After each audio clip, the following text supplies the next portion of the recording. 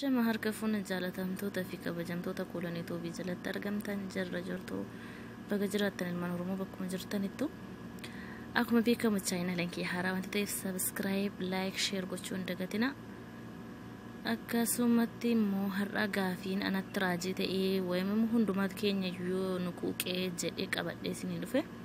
Sunis maali yoo jettan nuti biyya namaa kana keessatti mirga keenya hin qabnu, imbaasii hin qabnu kan jedhu gaafa biyyarraa nu baasanii takka jedhanii imbaasiitu nu baasan immoo yoo nuti kan biyya keenyarraa baaniif dalaganii nagaadha warra keenyatti deebi'uuf malee biyya namaa keessatti fooqirraa darbamuudhaan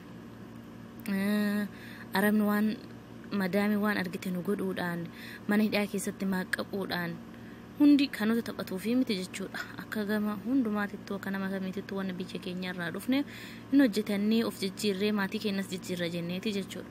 Kanaafuu nuti maaliif akka biyyoota kaawwanii fakkeenya Filipiinii, Indoneesiyaa, Bangaalii hundi isaanii seeran yoo al kafiila jalaalee kabahan taate sirnumaan kara biyya isaanii galu garuu Itoophiyaan immoo biyya kam keessatti Beeruuti biyya kam keessattiyyuu nuti keessummoofne akka namaatitti jechuudha. Nutis juma sagaliin dhalanne akkuma namaatitti akka namaatitti keessummoofne nagaadhaan kara biyya keenyaa galuu hin dandeenyu. Kun mataa kootitti gaafii ta'ee akkasuma hunduma keessanittuu gaafii ta'uu danda'a jechuudha. Yoo obboleeyyan teenya mana hidhaa keessatti dararamanii tumamanii garafamanii jedhan nuti maal balleessine ka jedhu natti dhagahama. Garuu nuti kan biyyaa baanee waa balleessinaafis miti waan nama tu'inaafis miti of jijjiirraaf natti fakkaata akkuma hundi keenya iyyuu beeknu jechuudha.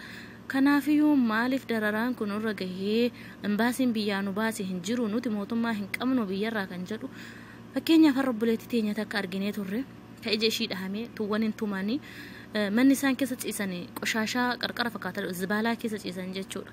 Shinti beetii fi lafiitii jechuudha. Nuti namaa miti sareenuu kabajaa qabdii jechuudha biyya guddatte irratti. Garuu nuti uummanni Itoophiyaa uummanni biyyoota Arabaa kabajaa nuuf dhabee akka gizeen hojjisiifatuutii miti yeroo moognurraa geeffatee jedhee akkasumatti mana hidhaatitti nu darbanii dararamnee shamarran teenya daffaramtee shamarran teenya miidhaan hedduu irratti argamaa jira.